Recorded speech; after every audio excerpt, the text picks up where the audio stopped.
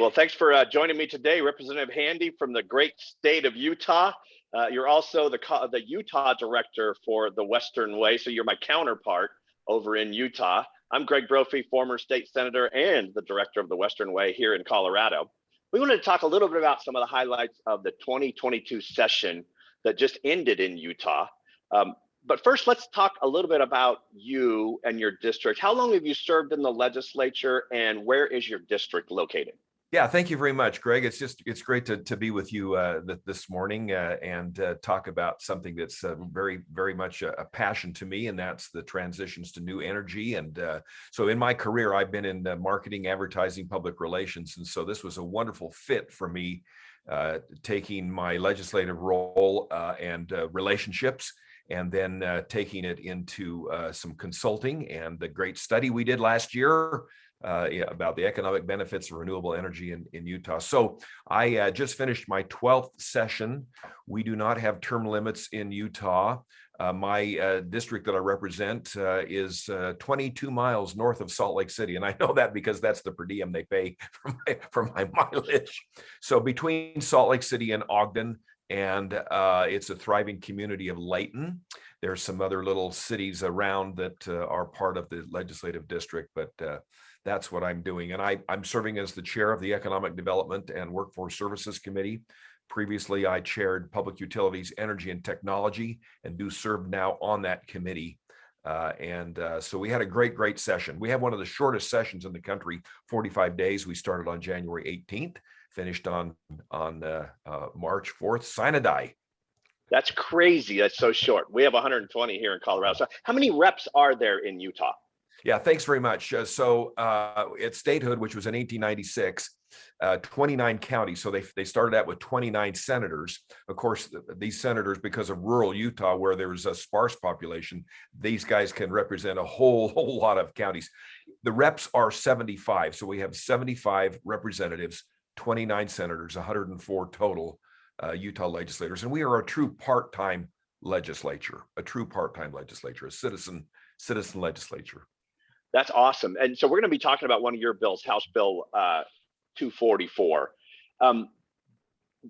When do you have your committee hearings? Does all that happen in the 75 days, or did you introduce House Bill 244, at some point last summer and have committee hearings on it going back through the summer? Exactly, yes. HB 244 is geologic carbon sequestration amendments. I was approached last summer by a couple of fellows. They're both in the private sector now, but both of them are former Office of Energy Development and advisors to our governors here in the state of Utah in energy now. They're both now in the private sector. And they came to me because they had been thinking about this and thought that I was most suited to run this bill. They looked at other states around the country. Wyoming and North Dakota have done this.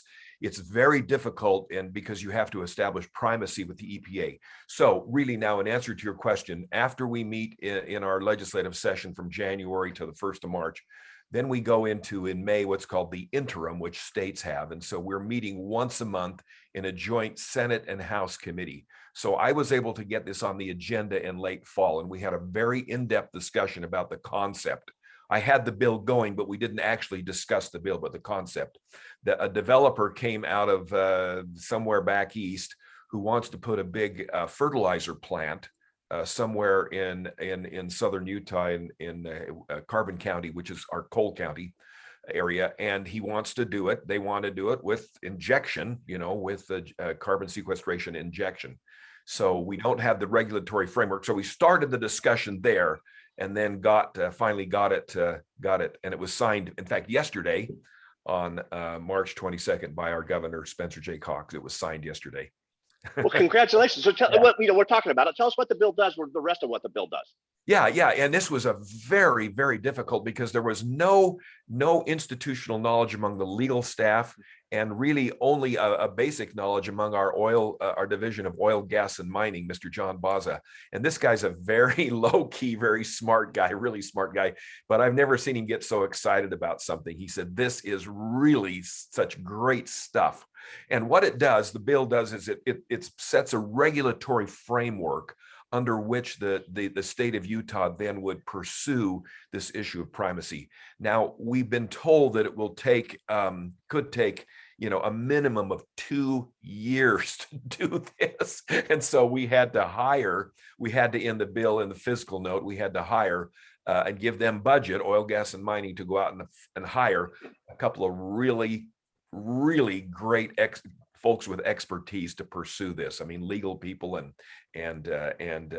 folks with energy background. So that's what it's doing. And the bill, we kept it. I made a mistake in that. I told one committee, I said, the bill isn't perfect. And that sort of was a stupid thing to say. But no, wait, we don't want to talk about bills that aren't perfect. I says, no. What I mean is that we've gone as far as the knowledge base that we have. We know that there's going to be other things as this process moves along, and so it's really exciting. And so we know that there are developers standing on the sidelines, wanting to invest millions of dollars if we can get to a point where the state can control this, the state of Utah, and get primacy from the EPA. That's awesome. So, what parts of the state? I mean, is this available all over the state? Primarily one part of the state, going to hit some great rural areas? Yeah, I think it's very, very much focused on rural areas where you have the geology is more conducive to the injection of emissions into those areas. I think it's more conducive there. So Carbon County is in the kind of that southern part of the state, southwest part of the state, and that's where these guys, the fertilizer plant, they're considering doing this. So it's pretty exciting. I think it's I've had a number of energy bills in my career, but I think this one, it's really one of my favorites. And it was very hard. It was hard because of the technical aspects of it. It wasn't controversial, Greg, but it was just hard understanding this. And boy, our legal staff just went all out in educating themselves to be able to. It sounds like get the language. You guys will be a leading state in the nation if you pull this off, right? Hope so. I hope so. For you. So you guys also worked on a grid resilience task force, which was House Bill 418, an omnibus energy efficiency bill, Senate Bill 188. Yeah. A study of RTOs, which we want to talk about, which was House Bill 279. Tell us about that work on regional transmission organizations. RTOs were looked at, across the West. We have in Colorado and in Nevada, the state's supposed to join an RTO by no later than 2030. What's your bill do? Exactly. I met with your senator in Colorado, Chris Hansen, and the Nevada senator, his name escapes me, and they were running in the 2020 session. 2021 session, parallel legislation. And so they got me involved in this because they knew that I was kind of one of the energy guys in the state of Utah. And I've known Senator Hansen through NCSL and the Energy Supply Task Force. So we're friends. And so we've met and we've talked about this a number of times, but we weren't ready for that kind in Utah. We didn't have that kind of an institutional knowledge base. So what I decided to do was run a bill that was a study bill patterned after the Oregon bill. Now, our Office of Energy Development had already done a regional transmission bill, or not a bill, a study that they had gone into with other states. And so there was kind of a knowledge base, but my intent was there's no knowledge among legislators. There's nothing. And so the bill was really kind of a way to have our Public Service Commission, and we had some specific things in the request of the bill. Now, what we ended up doing, Greg, was that we ended up not running the bill. I held the bill because the Office of Energy Development said, you know what, Steve, we've already done this big study, but let's take this to a really in-depth study in the interim. This is very important to the governor and his staff and our Office of Energy Development. This is a big deal. But let's do this instead of a bill like this. Let's do a big kind of an interim study and see what legislation might come out of that. So looking forward to that this summer. That's what that's about. Oh, awesome. So it's continuing in the process and might Correct. Generate another bill for you next year. Yeah, that is exactly the intent here. We just needed a little more, kind of a knowledge base to kind of point to where we might need to go. Cool. So let's talk last here about some of the water bills that you worked on. I farm in eastern Colorado, and water is always on my mind. And I've been watching the U.S. drought monitor map, and I see that almost the entire state of Utah is in drought, with a significant part of the state in extreme drought. We're in drought in most of Colorado also. What were the water bills that you were working on? Yeah, I think that you could call this past legislative session really the water session. We had all of this. We had about $2 billion of state of Utah in these ARPA funds, specifically directed. They have to be by 2024, and it's spent by 2026 or something. It might be off on the years on that. So what do you do with this? I mean, it's all kind of funny money, as we know, but we were able to make institutional, generational kind of investments. For example, I think everyone knows in Utah, we have our famous Great Salt Lake. It's a terminal lake. It's at the bottom of the basin. And the Great Salt Lake is there's a $1 billion industry around that lake, minerals and these little critters, these crustaceans called brine shrimp that are harvested, that are then go to salmon and shrimp farms, commercial farms to feed them, that we then consume in the restaurants. And but the lake has been shrinking. And the lake is critical to our snow pack for our ski resorts, because the storms come out of the west, and then they'll generate and stall over the lake and produce more of our famous powder. So big efforts there. So the Speaker of the House, Brad Wilson, ran a bill, HB 410. And appropriated $40 million of that ARPA money and put it into a Great Salt Lake Trust. So you're going to take all of these, and then they'll put out a request for a proposal. Someone will come in and manage this trust. What do we do? I mean, we're in the midst of a mega drought here. And what do we do, though, in obtaining and in terms of greater conservation, other ways to look at the lake? So it's going to be a very exciting thing going forward.